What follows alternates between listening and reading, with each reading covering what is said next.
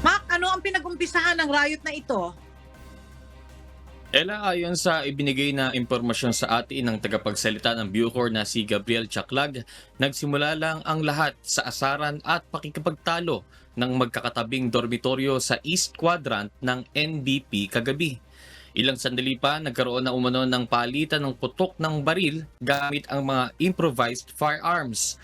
Nag-iwan ng 3 patay at 14 na sugatan ang nangyaring kaguluhan ng mga PDL sa NBP.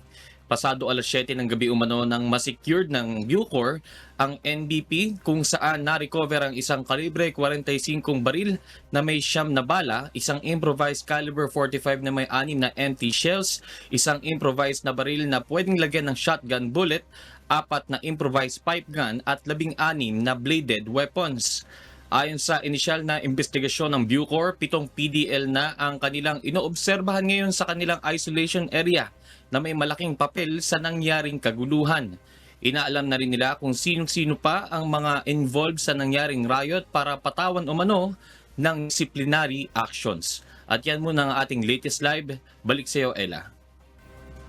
Maraming salamat, Mac Cordova, live na nag-uulat mula sa San Pedro, Laguna.